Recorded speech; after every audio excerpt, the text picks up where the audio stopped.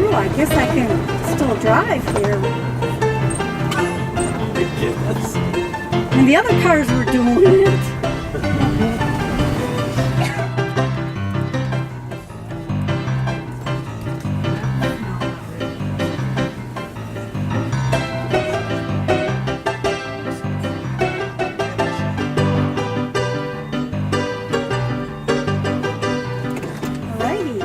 Beautiful day for you, right?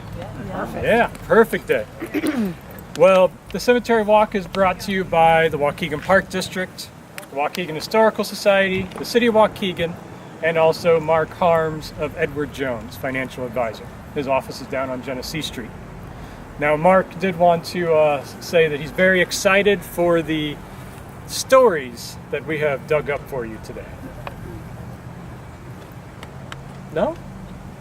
That's my best joke. That's my only joke. It didn't get me, but nobody else was laughing. I thought, okay. It's too early in the afternoon. Okay. We'll be ready next year. Great. Well, today we celebrate 200 years of Illinois. December 3rd, 1818, Illinois became the 21st state of the Union. Now, when you maybe are visiting somewhere else, you say, I'm from Illinois. There are definitely things that other people think of when they hear the name of the state, right? Abraham Lincoln always comes to mind. We are the land of Lincoln. Our politicians come to mind, whether famous or infamous, especially our governors, right? And of course, everyone always associates Illinois, especially Chicago, with the Chicago Gangsters, Al Capone and folks like that. So today we've actually found stories that tell the story of Illinois, but Waukegan fits in all of them. So we hope you enjoyed today's walk with the theme, Typical Illinois.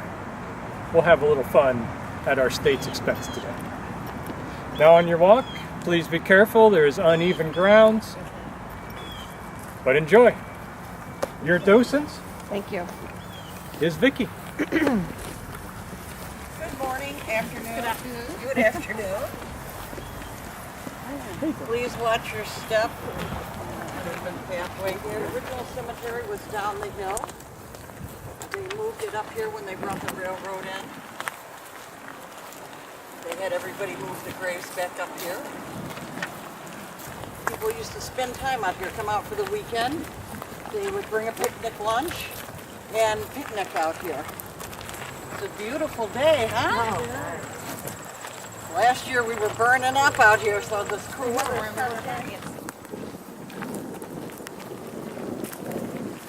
This is Mr. Elijah Haynes. Thank you. Welcome, everyone. I was just on a walk to Haynesville. I trust you've been to Haynesville before. Beautiful place. But did you know I founded it? I did. If you've never been, you should definitely go, but well, since you're here, you don't look too busy. You know what they say, an old politician, well, they can't pass up talking to a crowd. So I am an old politician, and you're a crowd. So let's get to this. Politics. I don't recognize it anymore, do you? I mean, people are acting like children in the hallowed halls of our government. And that's part of why I got out. It wasn't always like that, though. So I need to backtrack. Let me tell you a story. You see, I came here when Illinois, it was the adventurous West. See, oh, ma'am, you have a telephone. I've heard people talking about this invention. I didn't know they had them yet. I came here when Illinois was the Wild West. From New York. And a lot of people from East, they were coming here to Illinois. And so I came too. Now, initially I settled where now is called Haynesville, but eventually I made my way to Little Fort. It's a small, up-and-coming town, the seat of the county government.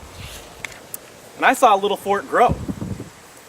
In fact, I was part of that growth, I guess. See, I started the first school in Little Fort. In fact, you two look like you might have been students of mine at one time.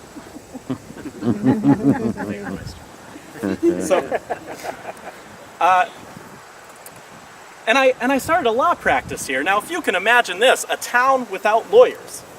that was little for it before I got here, so I needed to change that. But what got me into politics? Well, you see, the United States, we went to war with Mexico. I'm sure many of you recall that. And it was at that time where I felt like I needed to be more involved. Now, initially, I considered myself a Whig. You see, Whigs were for technology. The railroad, which you've seen, now passes through this city. The Whigs were champions of that. But there was a problem. You see, the Whigs, they couldn't win any elections. And so I jumped to a party that could win some elections. The Democratic Party. Old Thomas Jefferson's Democratic Party. Now they could win some elections. But I had a real problem with the Democrats. The Democrats could not seem to disavow themselves from the slave power that held hold of this nation around the 1850s. And try as I may, and try as many anti-slavery men did at the time to get the Dems to change their mind, they were never able to become an anti-slavery party. And it wasn't just Democrats in the South. Democrats in the North were supporting it in different ways too. So in some ways, my whole life has felt like I never really belonged to a party. Because I couldn't really call myself a Democrat as long as they supported slavery. So I did, by definition, until there was a new option. The Republican Party. Now, I'm sure you all recall that party. The great statesman Abraham Lincoln secures the Republican nomination. He was a good friend of mine. Lincoln and I knew each other from days in Chicago and from days in the Illinois legislature. The Republican Party became the anti-slavery party, and many anti-slavery men joined that party. We were proud to join that party, and when Mr. Lincoln was around, we felt like the party really stood for something. Now, my friends, you all know what happened next. A terrible and devastating war between the states, and the assassination of Mr. Lincoln. It was at that moment where I felt like the Republican Party, they started to lose their way a bit. Now, all during the war, I was here at home in the Illinois legislature, while Mr. Lincoln, he was doing things at the national level. But after his death, Republicans all over the country, including in Illinois, well, they were really lost. They were struggling. And so as I served in the Illinois legislature, I was Speaker of the House at the time. I decided to jump ship from the Republican Party. You see, I've never been a party man. I became an independent. Now, I was a little concerned. I figured the people back in Waukegan would elect me as an independent. They knew me well enough. But I was worried in the legislature that since I had left the Republican Party and I had left the Democratic Party, the people wouldn't support me as Speaker. But they did. And I was proud of that. But more so, I was proud of what I did as Speaker. You see, the Democrats and the Republicans were trying to pass laws that were not good for you. I read up on the rules and I stopped that legislation. Now, they called me all sorts of names. They called me an obstructionist. They called me a flip-flopper. I was doing what was right. I was looking out for you. But eventually, I got fed up too with what I described earlier, the childish behavior in Congress. Let me tell you what that looked like and when I lost it. You see, one day as Speaker, we had a typical day and I adjourned the Congress. The motion was moved and it was seconded, it was voted on, everybody approved, and I started leaving the chamber. The day was done. And as I was walking away, a Republican by the name of Jones, he started screaming about how I hadn't followed protocol and adjournments and all this and that. I learned to ignore Jones at this point. But as I was walking away, I felt this whiz by. I couldn't even see it, but I looked over and I saw that somebody had hurled a book, a law book, big old law book, at Mr. Jones, hit him right in the head. So Jones stumbled and staggered a bit. He got up, he threw that book right back, and then he started throwing everything he could on the desk back at the man, and there was a huge brawl. Broke out right in the middle of Congress. Now, cooler heads prevailed. The fight was broken up. Some apologies were made, though not all. But that was it. I felt I was tired of politics. So, my friends, that's where I am now with you. I'm proud of my service in Congress, and what I'm most proud of is blocking bad things from happening for you. I also am proud to say that I supported, ladies, the right for you to vote. I approved the constitutional amendments, the Illinois State Constitution, allowing women the right to vote, but it was defeated by politics. And so I hope I haven't bored you with this story, my friends, I just wanted to let you know I was looking out for what was good for you. And speaking about what was good for you, you ought to go down to the center of town. There's a river there, Mineral Springs, Saguenash Springs. In fact, the next time I see you, I'll take you over there myself. I'll sell you some of this water. It's going to cure everything that ails you. Thank you, my friends. Thank you very much. Thank you very much. Elijah's stone is here, but it wasn't erected until 1956 when the city of Haynesville put it up there for him. Thank you very much. You're welcome. Thanks for coming. We're coming up to a section of the cemetery that's known as Millionaire Row. And Millionaire Row is named because we have a lot of important people that are buried right in this little corner here.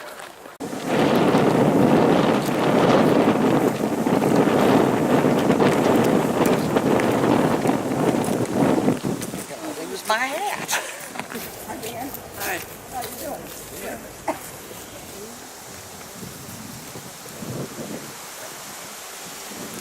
Let me introduce you to Mr. Henry Blodgett. Good afternoon, folks. Afternoon. I'm an attorney in Waukegan, and the year is 1860. And my house is at 350 South State Street, which you know it as Sheridan Road. I studied law under a fellow by the name of Norman Judd 20 years earlier in Chicago, and he was my mentor. And we were both down in Chicago because Abraham Lincoln was there defending in a case called the Sandbar case. And while he was in Chicago, we persuaded him to come to Waukegan and to give a speech. So on the afternoon of April 2nd, Abraham and Mr. Judd arrived in Waukegan and were met by myself and Elijah Ferry. Mr. Ferry took Abraham Lincoln to his home on Julia and County Street. The home still stands today. And I took Mr. Judd down to my house at 350 South State Street. My house was also known as a station on the Underground Railroad. So you know I was an abolitionist, as was most of the Republican Party. So at 7 o'clock, 1,500 people were packed into the Dickinson Hall. It was an upstairs room on Washington Street between Genesee and State Street on the south side of the street. And they had windows on either side so you could see out over the lake. And Elijah Ferry started out by introducing Abraham Lincoln. There was a couple things that people noticed about Abraham as he was in the hall. One was that he was so tall. Some people thought he was 7 feet tall. Well, he wasn't. He was only 6 feet 4 inches tall. But the average height for people at that time was about 5'8". So someone who's 5'8" probably thought that he was 7 foot tall. Well, Abraham began to talk, and he talked about slavery, of course, and he talked about the fact that this country is divided between people who believe in slavery and those who do not. And he said no country and no civilization can last if you have two standards for people. Well, he was talking, and he had talked about 20 minutes. The fire alarm went out over on Madison Street, and Elijah Ferry got up and said, "Boys, that's just a false alarm. Sit down and listen," because they were all excited about going to a fire. And but it didn't take a few minutes later that they could start to see smoke coming up from the warehouse down on Water Street and the lake. It's called the Flats. It's just north of where the Waukegan River empties into Lake Michigan. And Abraham Lincoln could see that he was losing his audience. So he said, "Come on, boys, let's go down and fight the fire." So they all left Dickinson Hall and went down to the fire. Afterwards, there was a reception held at Mr. Ferry's house for some of us Republicans, and we went to that. And afterwards, we went to our respective homes to go to bed. The next morning, Mr. Lincoln got up and he had a shave by a fellow by the name of William Brand, who was a barber on Genesee Street. And then he got on the train and went back to Chicago. Well, it didn't take long for myths to start about what happened and what didn't happen when Mr. Lincoln was in Waukegan. The first one was Mr. Brand, the barber, said that he gave Abraham Lincoln his last shave before he started growing a beard. Well, that's false, because 2 months later there was a picture of Abraham Lincoln where he was not shaved, where he was shaved and had no beard. The second myth was a fellow by the name of Lindsay, who was a tailor. He said that he made a new suit for Abraham Lincoln. Well, he made a new suit in the night because he left the next day because Mr. Lincoln had ruined his suit fighting the fire. Well, I highly doubt that happened. And the last one was 2 days later, the weekly Waukegan Gazette came out, and it suggested in its article that the Democrats had started the fire because they wanted to divert the audience away from Mr. Lincoln and what he had to say. So that was never found to be true either. So those are the myths that came out of the Waukegan visit. And oh, by the way, there was some talk about Lincoln coming back and finishing his speech. Well, as you know, Lincoln was nominated as the Republican Party candidate for presidency about 4 weeks later in Chicago at the Waukegan convention. But there are other myths that cook around the whole idea of Lincoln being in Lake County. And the first one goes back to 1832. Lincoln was the captain of a militia that was fighting the Black Hawk War that only lasted from April till August. And it claimed that Lincoln and his troops stopped at the York House Inn on Green Bay Road. This was 1932. Well, that's wrong, because the York House Inn wasn't built till 3 years later. And on top of that, Lake County wasn't a Lake County until 1839. The whole idea was, that was wrong. The next one was that Lincoln had a office in Halfday. Well, Halfday's, I understand, got its name as a half-day's journey out of Chicago. Well, Lincoln had more common sense than that to have an office in Halfday when the court was in Chicago. So I don't put any credence in that one either. And the last one is that, and this one might be possible, that Mr. Lincoln knew Mr. Haynes, who you already heard from, because Mr. Haynes was in the General Assembly for 22 years in Springfield. And I'm sure he knew everyone, including Abraham Lincoln. And it's possible that Abraham Lincoln did go to visit Mr. Haynes in his home in Haynesville. But Lincoln is one of the few presidents at that time that had a lot of documentary and papers regarding his activity. So chances are that did not happen. It might have happened. So why did all these people kind of try to latch on to the name Lincoln? Because they could believe him. He was somebody who was respectable, somebody who was honest. So they tried to make some money off of him. So that's my story about Lincoln. Now about me, since I got a few moments. This is the Blodgett family ground. And I come from Amherst, Massachusetts.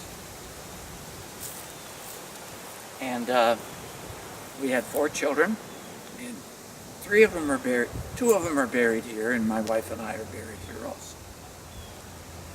And I'll give you one little more story since I got a little bit of time. I'm only supposed to talk 5 minutes. After I campaigned for Lincoln, of course, and I campaigned for Ulysses S. Grant. And when he was made president, then he appointed me a federal judge in Chicago. So I was a federal judge in Chicago for 22 years. And afterwards, I lived in Waukegan. And I got the big idea in my head that Carnegie was building libraries around the country. And there was no Carnegie Library in Waukegan. So I wrote Andrew Carnegie and I said, you owe your workers in Waukegan a Carnegie Library. It took a couple letters, but he finally wrote back and he says, I will build a Carnegie Library for $25,000 if the city will put into their budget a librarian and the ability to buy books put in the library. Thank you for listening. Thank you. Let me introduce you to reporter Algene Woodman-Jones. Hi, welcome. I'm guessing you're here because you want to hear about Illinois Governor Lennington Small, or Len Small as he preferred and as how we reported him in the paper. Well, I can tell you a few things about it as I covered his trial that took place right here in Waukegan. I've lived here my entire life, and I got my start at the Waukegan Gazette. Now, I will confess my father owned the paper. So James M.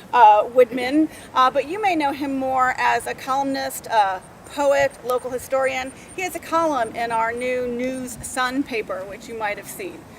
So he did give me my first start, but the Small trial was not actually my first national trial. The Orpit trial in 1916 was my first national trial, and that was about the poor young high school senior, Deerfield High School.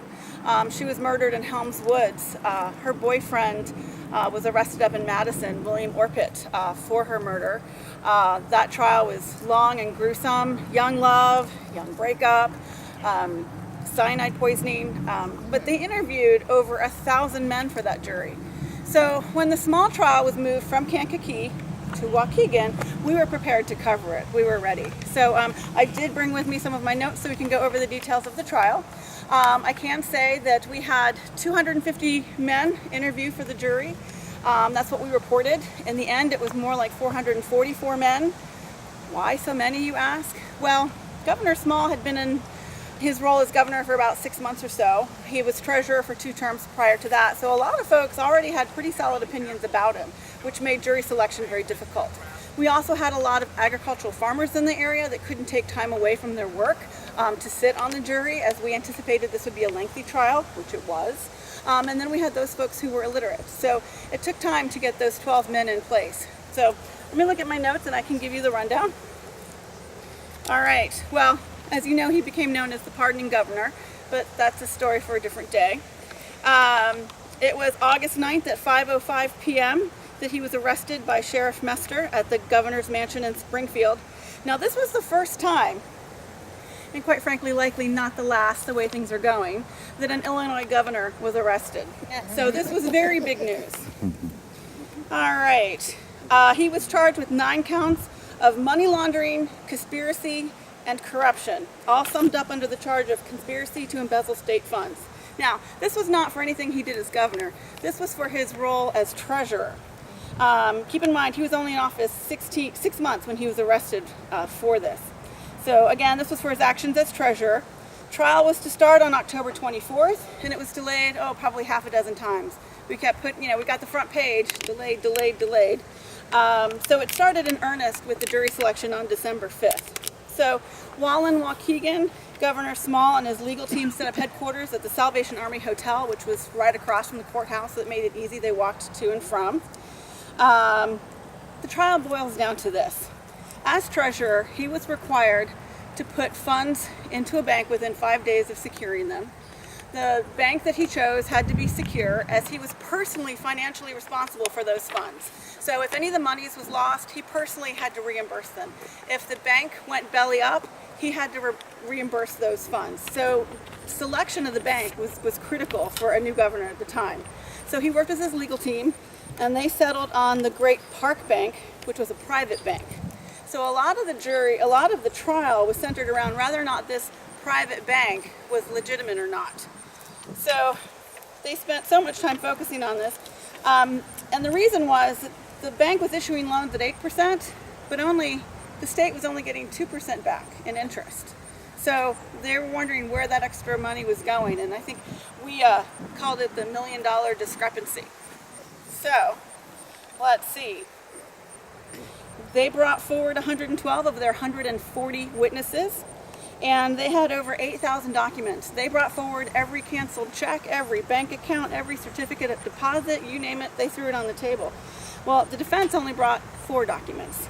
So the big hubbub about this trial really was more about the rumors that were swirling around, because Governor Small, as you may know, had a lot of connections with Al Capone and his men. One of Al Capone's lawyers was actually on the defense team. Allegedly, 2 of his men sat on the jury. So lots of stories swirling around. The one that I heard that I found most intriguing but couldn't report on because it wasn't found with any merit was that someone threw a bag of money in the jury room, about $2,500. And the jury turned it in and reported it, and apparently it was all still there. Don't know how that worked out, as the jury only took 90 minutes to come up with their verdict. It only took 2 votes, and they found him not guilty. When the not guilty verdict was read, that courtroom erupted like a bomb went off. Friends and family just rushed to his table. It was absolute pandemonium. During the trial, it was pandemonium. Photographers shut down the trial not once but twice. So, of course, when the verdict was read, people were elated, people were yelling, people were on the streets waiting for the news. I was able to grab one juror, George Martin, and I was able to get a quote from him who said, "The prosecution said they would trace the money right back to the pockets of Small, and they didn't do it." And I will say the general feeling of the folks in Waukegan at the time was that these were just a bunch of trumped up charges. Like, it was much ado about nothing. But what I will say is the year that followed, 9 of the 12 jurors each secured a nice state job, and the brother of the judge also secured a very nice state job. So we'll have to leave it to the history books to decide one way or the other. But in the end, for this trial that was here in Waukegan, not guilty. Thank you. Well, thank you very much. After the governor was found not guilty, he was re-elected and served as governor until 1929.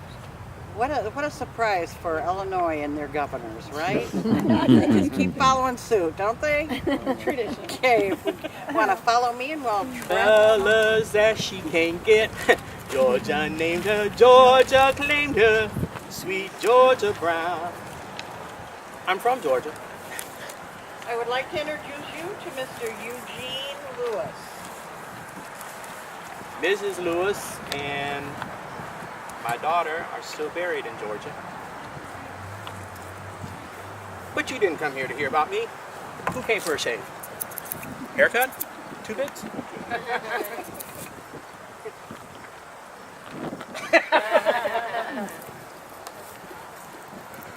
You might be asking how a colored man in Waukegan can run a business on his own.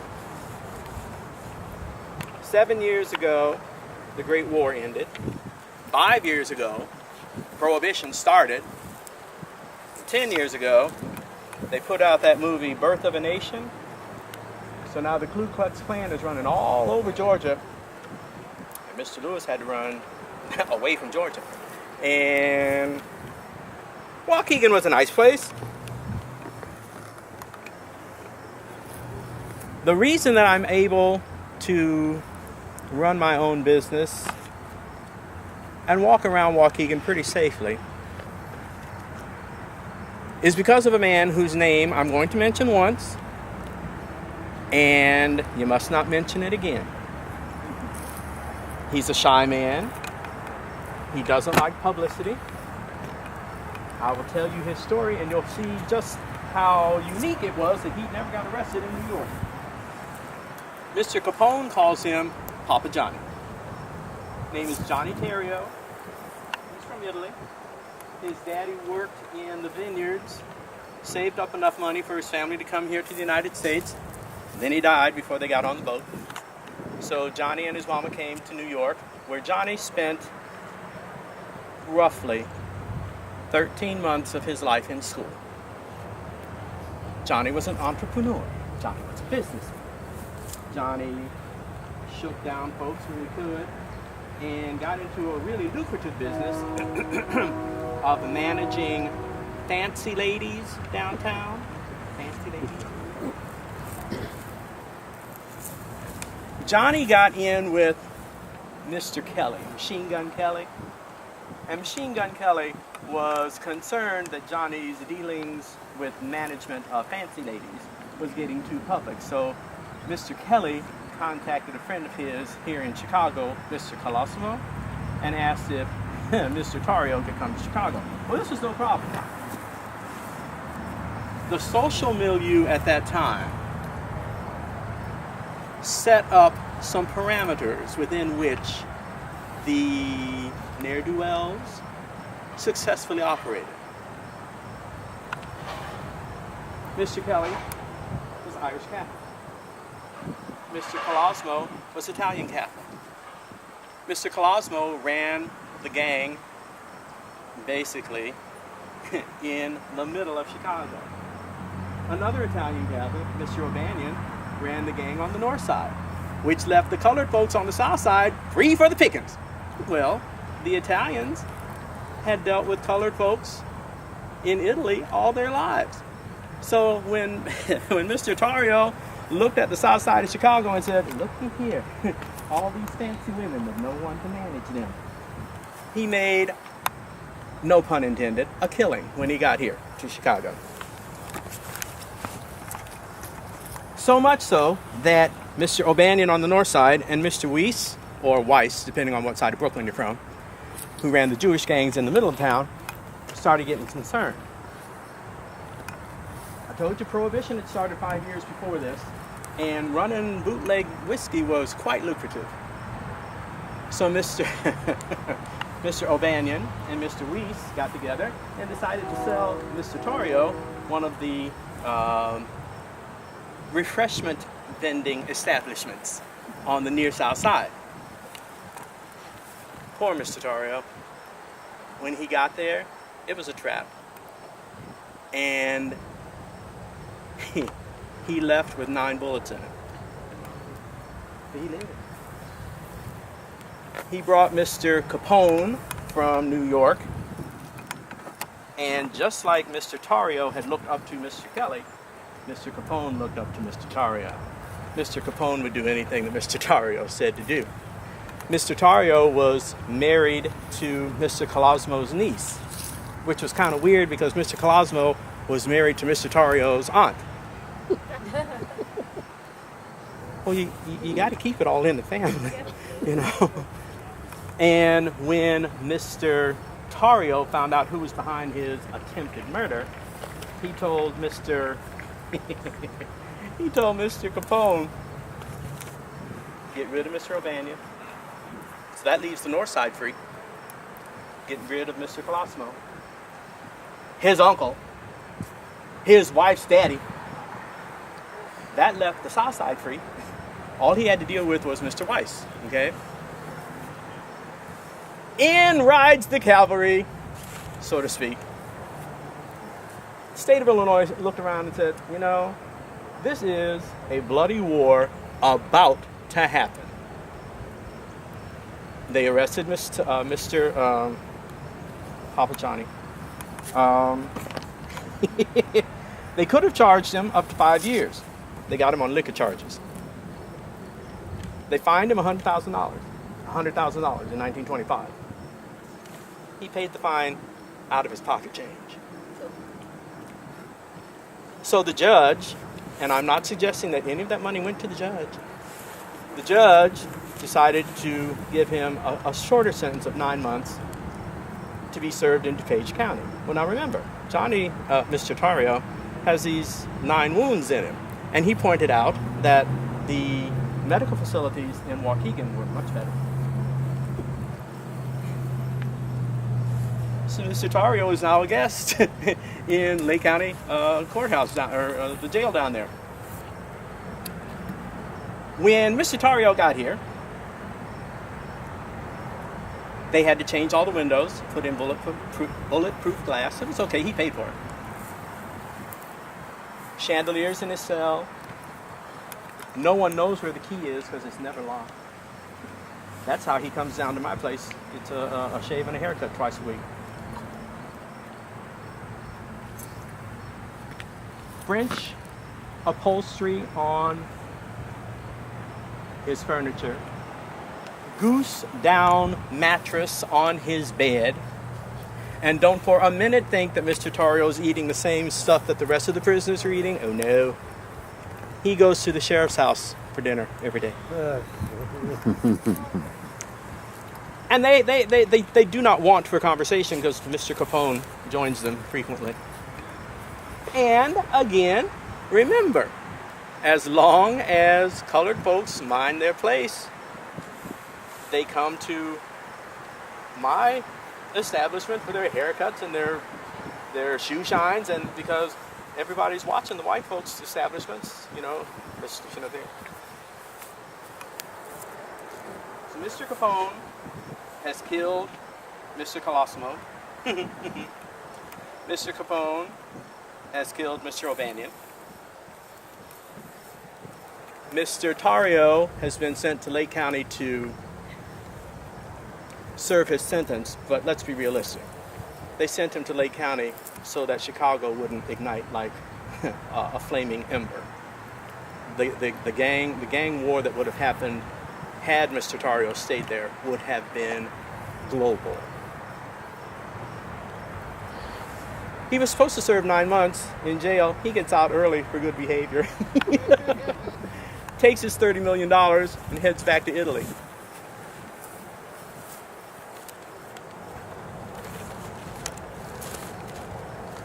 Sure nobody wants a haircut. Thank you Two very bits? much. Yeah, thank you. Do you think this dress is okay? Beautiful. So beautiful. Okay, thank you. I've worked for the Chicago North Shore Milwaukee Railway for 39 years. It's called the Chicago North Line. And that's since 1920. I've been employed there. Today is my retirement party. And, I'm a little bit ambivalent about that. Happy, and yet I'm leaving a family that I've known for 39 years. I was hired at the North Shore at the age of 27. And I've worked in the headquarters at the Highwood office for all of those 39 years. I was in the accounting office, and so this railway, these employees have become my family, and it's hard to think about leaving them. Being born in 1893 into a farm family in Lake County meant that the expectation was that I would grow up and get married and have a family. And all my friends did that. But no man ever asked for my hand in marriage. And so I had no husband, no family, never had a home of my own. I've lived with my parents until they died, and now I live with my brother. So when I say that the North Shore is my family, that's kind of what I mean. Now, the North Shore was established in 1898 as a private enterprise. So it's never had any government funding or support. And that means that along the way, there have been some difficult times for this railway. They've been through bankruptcies, reorganizations, takeovers, you name it, they've gone through it. And I think a lot of the reason that they have survived is because of two things. One is the support of their riders, and the second would be the loyalty of their employees. Right, back in 1938, all of us employees even took a pay cut in order to allow the company to stay competitive by buying 2 new electroliners. So when I say that the North Shore is my family, I really mean it. Now, the North Shore is a wonderful and efficient and comfortable way to travel between Chicago and Milwaukee. My people love the North Shore with its beautiful and modern dining cars, coach cars, parlor cars. It's a great, efficient way to travel. As a matter of fact, if you can just think about hopping on the North Shore line at the Edison Court Station and being whisked right downtown to Chicago in just a matter of under an hour, you'll understand why people have loved this railway.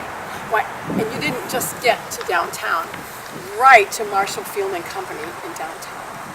So you know, the very best way to travel is by electric railway, and the very best electric railway, I think, is the North Shore line. But recently, there have been some hard times for the North Shore. 6 years ago, a group of wealthy investors called the Susquehanna Corporation acquired this company. And they saw some ways to squeeze money out of an ailing company. Where they have smart lawyers and tax people and all kinds of educated people, which I'm not. And they'd known how to use the law to their own advantage and make a lot of profits. Why, just 4 years ago in 1955, they abandoned a part of the railroad. And I don't know how that works because, again, I'm a simple person. I don't know how that works. But they were able to leverage profits and losses and other companies and all kinds of tax laws to their advantage and make a lot of money. Well, now they're interested in abandoning the entire railway, and they're going to make even bigger and more huge profits. But I think that's a ways down the road. You see, quite a large group of their customers have formed the North Shore Commuters Association, and they are working very hard to keep permission from the government being given to the North Shore to shut down completely. They're working tooth and nail and fighting this abandonment, but I'm not sure that it's going to work. I kind of see the handwriting on the wall, and I think that it won't be too long before the North Shore is a thing of the past. So if you've never ridden the North Shore, could I encourage you to try it? It's very convenient, it's very easy, and it's just a great way to travel. And if you do ride it, why don't you ride it more often? Maybe that'll help keep it afloat. And maybe you even have the resources to join that organization, the North Shore Commuters Association, and fight to keep the North Shore Railway alive. Well, time for me to go. Thank you so much for stopping and hearing about the North Shore. I hope you learned something today, and I do hope you're right when you say that this dress is okay for the party. Thank you. Thank you very much. Thank you. 4 years after Luella retired in 1963, the last train of the North Shore line ran. The route the train ran on is now called the McClory Bike Path. So the bike path that runs all the way down, that's where the train line was. Much to the sorrow of the North Shore Line employees, as McClory was the representative who was partially responsible for it closing. So he wasn't a real popular guy with the train employees. So. Luella's grave is inside this bush, so unfortunately they didn't make me stand in there. Have a good rest of the day. Thank you. You probably know something about baseball in Illinois, right? You've heard of the Cubs and the Sox, right? Everybody's heard of them, and they're playing the crosstown rivalry right as we almost as we speak. But back in 1913, salaries weren't quite what they are today, and a lot of the teams barnstormed, and they barnstormed against good local talent. And Waukegan was close. So Waukegan was coached by George McCann. That just happened to be my great-grandfather's nephew. Both his father, Tom, and my father, Henry, great-grandfather, came from Tyrone, Ireland. A very small time. They got a whole bunch of McCanns over there, right? And George, his baseball team played just south of here. Abbott's wasn't built till 1922. So the field was just physically just south of the cemetery, and in 1913 that team had won 24 out of 26 games, not only locally but against other teams that came here barnstorming. Okay? So in 1914, the White Sox were looking for a little extra money because barnstorming, they got paid extra. They got paid for the game. The home team got some money, and the promoter got some money. Everybody's happy. So they came to Waukegan in August of 1914. The locals were all excited about how well they might do against the professional team. There was probably some betting, maybe even betting by players, because I'll bet you at that time there was no rules against betting on a barnstorming game. But it didn't work out that well for the home team. They lost 11-1. Undaunted, the next year the Cubs came. Found out the Sox made a little bit of money coming up to Waukegan, short ride, up and back, and probably so they came in 1915. Now the results at least were a little bit better. That was 9-3, but at the end of the ball game, they signed the Waukegan catcher Bob O'Farrell to a contract to be the backup catcher for the Chicago Cubs, and Bob O'Farrell spends the next 21 years in the major with a variety of teams. He's basically known as a defensive character. His offensive stats are not that good, but he hangs on in baseball for 21 years. His true claim to fame comes along in 1926. He's the catcher for the St. Louis Cardinals. They're playing in the World Series against the Yankees. It's the 7th game of the World Series. It's the 9th inning. There's 2 outs. Babe Ruth has just walked to first, and Grover Cleveland Alexander's the pitcher. Ruth tries to steal second. O'Farrell throws him out. He throws the ball to Roger Hornsby, another famous name in baseball. He applies the tag, and it's the only time in World Series history that a ball game, any ball game, no less the World Series or the final game, ends with a man thrown out at second base. That same year, he's the most valuable player in the National League. Ready for me? Well, anytime, okay. I've always got one more. I mean, we'll see how this goes. Great. All right. Hi, my name is Rich Redondo. I'm a former publisher of The New Sun, and I've got a couple of stories for you today as well. I think we should start with the story about the Chicago fire. Does anybody know what year the Chicago fire was? 1871. You know how it was started? Let's say folklore, how was it started? This is O'Leary's car. Okay. Well, you know how devastating that fire was. It was so bad that the Chicago Fire Marshal wired Waukegan and wired Racine for help. And Waukegan, they wanted our fire truck from Waukegan. However, we only had one, so we couldn't send it to them. But they needed a lot of hose, and that we had. We had 700 feet of hose. So they wired Racine, and Racine did have a fire wagon. So they mounted the fire wagon on the Northwestern Railroad, stopped here in Waukegan, got 700 feet of hose, and a whole battalion of volunteer firefighters, and they all went to Chicago. When they got to Chicago, the fire was so intense, our group of men were going down a particular alleyway, and the fire marshal came running from the other direction, telling them to go back, go back.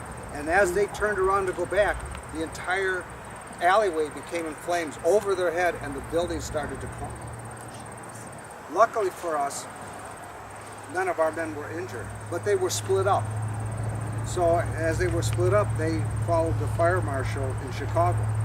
And luckily they came back and everyone survived. Now a little bit of useless information is that you were all at a grave site for L. Jean Woodman a little while ago.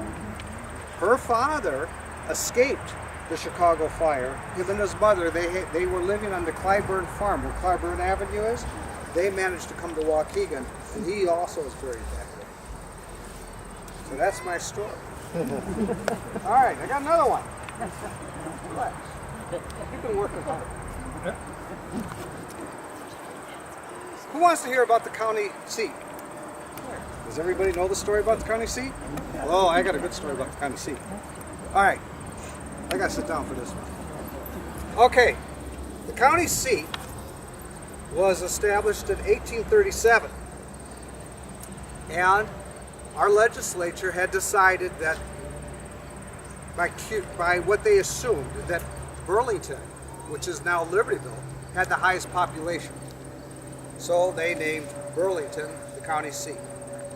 They figured its location was good, and if it had the highest population, that all sounded pretty good. Well, this was in 1839. By 1840, a gentleman by the name of Captain Morris Robinson was appointed by the state legislature as the official census taker. And he decides that we need to take a census to make sure that Burlington is the right place for the county seat. So he starts going through all the homesteads in Lake County. Unfortunately, he kind of left out the people in Libertyville.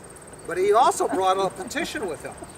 And he was having the homesteaders sign a petition that they rather have Little Fork become the county seat rather than Libertyville. Now, needless to say, Captain Robinson had some interest here in Little Fork. He was a landowner. And of course, he knew the value of his land would go up if Little Fork ever became the county seat. And his point of reference was that if you had the county seat here, you also had major transportation here. And that's why the homesteaders out in Westlake County thought this was a pretty good deal. They could bring their crops to Lake Michigan rather than use the rivers and the narrow waterways. They could bring their crops to Lake Michigan and go either north or south. Well, the census was taken, and there was 483 people in Lake County, according to the census. When the vote was taken, overwhelmingly 188 people voted for Little Fork. Well, of course, the people in Burlington did not like that at all, and they cried foul. But the state legislature said to them, you have to prove that something went wrong. Now, the people in Burlington never did build a courthouse. They never bought land for a courthouse. So them being named the county seat really didn't mean a thing. They had never taken the initiative to do anything. Well, in the end, supposedly 740 votes were cast in a county that only had 483 people. However, it was never proven that there was any vote fraud. Now, the accusation was that Captain Robinson got a lot of his friends in Little Fork, people that might not have been able to vote to begin with, and people from Wisconsin to come in and vote. Now, the moral of this story is Little Fork becomes the county seat, and they go to buy land, and they decide to build a courthouse. Guess who got the contract to build the courthouse? Somebody from Wisconsin. Oh. Want one more? Okay. Good. You know, construction in Illinois, seems to go on, not only by season, but year after year. Well, the Lakefront Highway went on for more than 70 years. It was first proposed when there were 40 small and middle-sized businesses on Market Street alone, not counting the ones that all the industry on the bluff and all the way down through North Chicago. So Lakefront Highway had been proposed first right after 1910, and it didn't get started to be built until 1970. Okay? And just some of the plants that were here, right? The U.S. Steel, Cyclone, Coke plant, gasification plant. Abbott's was built in 1922. U.S. Steel, Cyclone, Biflex bumper, Hudai Die, North Chicago Foundry, Fan Steel, gasification plant, Waukegan Power Plant, Manville, the tannery. The tannery at one time employed 1,000 people. They did 5,000 cow hides a day, along with a variety of calf hides. So the population of people that worked up and down the line was tremendous. What we call now the Amsteds got started in 1970, was completed in 1974. 1971, the steel mill closed. About 2 years later, Cyclone closed, and there were a whole host of smaller factories that have been closing all of the number of years, even though the proposal to build this was in the works for 60 years. There's a rumor that Conley, state senator, who lived on Sheridan Road, was the one that finally pushed it through. And the first phase that was built was just from Greenwood to Grand Avenue, completed in 74. Right?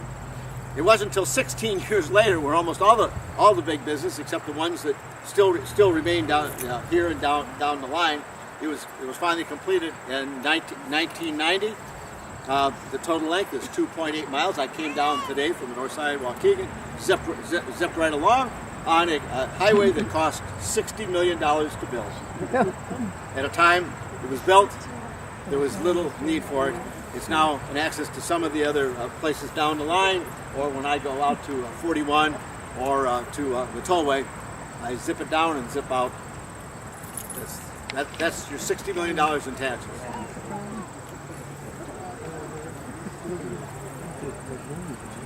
The next story I want to talk to you about is our boundaries. We live in Waukegan, Lake County, Illinois. However, when the state of Illinois was mapped out in 1818, it became the 21st state. The federal government mapped it out that the boundaries of Illinois were going to be far south from here, on the very edges of Lake Michigan.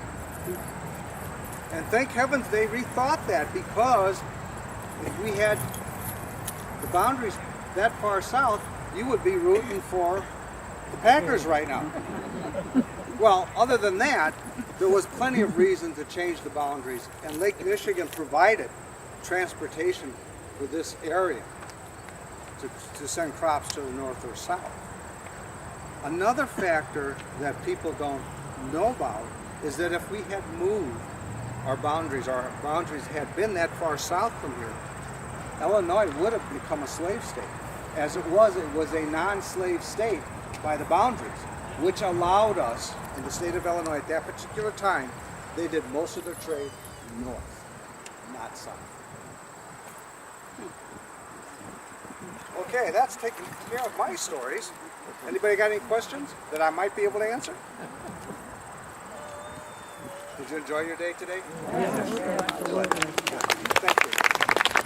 This ends our cemetery tour for this year. We hope you come back next year and bring friends, and your buses are ready.